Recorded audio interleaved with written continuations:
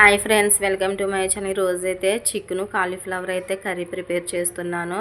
ఒక ఫ్లవర్ అయితే తీసుకుని కట్ చేసుకుని అయితే వాష్ చేసుకున్నాను. ఇప్పుడైతే స్టవ్ మీద వాటర్ అయితే పెట్టుకున్నాను. వాటర్లో అయితే కొంచెం సాల్ట్, కొంచెం పసుపు అయితే వేసుకుని దానిలో ఈ ముక్కలను అయితే వేసుకుని అయితే ఒక 5 నిమిషాలు అయితే ఉడికించుకోవాలి.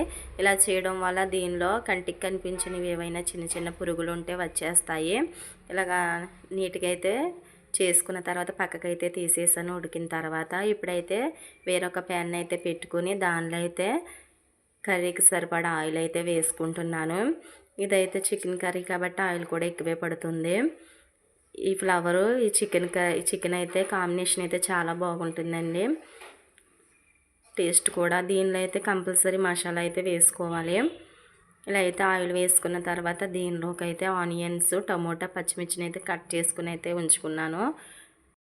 2 టమోటాస్, అలాగే 3 ఆనియన్స్, ఒక 5 పచ్చిమిర్చిని అయితే కట్ చేసుకుని అయితే ఉంచుకున్నాను. ఇప్పుడు ఆయిల్ హీట్ అయిన తర్వాత దానిలో అయితే వీటిని అయితే వేసేసుకొని బాగా ఫ్రై చేసుకోవాలి. దీనిలోకి అయితే నేను అల్లం వెల్లుల్లి పేస్ట్ని కూడా ముద్ద అయితే చేసుకున్నాను. ఇలా చేసుకున్న అల్లం వెల్లుల్లి పేస్ట్ని వేసుకొని పచ్చివాసన పోయేంత వరకు అయితే బాగా ఫ్రై చేసుకోవాలి.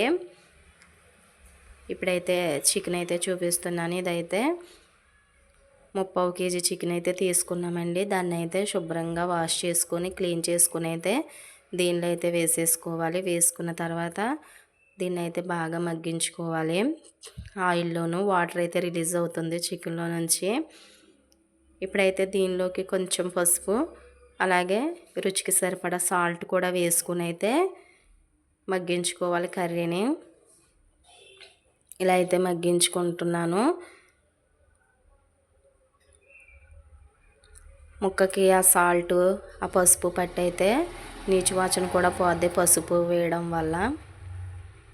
ఇలా ఆయిల్లో మగ్గించుకున్న ఈ కర్రీలోకి అయితే మనం సరిపడగా కారాన్ని కూడా వేసుకోవాలి. చూడండి, ఇలా మగ్గిన తర్వాత అయితే ఇలా ఆయిల్ పైకి తేలేటప్పుడు కారం కూడా యాడ్ చేసుకోవాలి.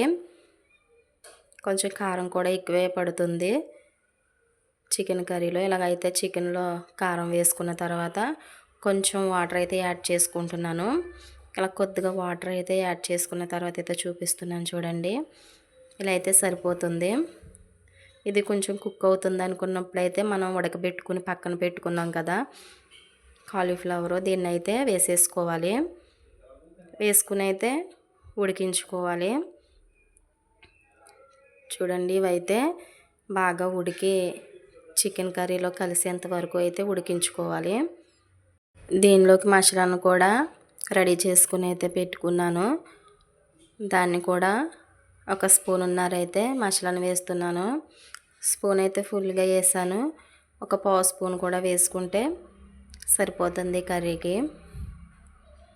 ఇలా అయితే వేసుకుని అయితే ఒక 5 మినిట్స్ ఉడికించుకుంటే సరిపోతుంది. ఇలా ఉడుకుతున్నప్పుడే కొత్తిమీరను కూడా యాడ్ చేసుకుంటున్నాను. ఇలా కొత్తిమీర వేసుకున్న తర్వాత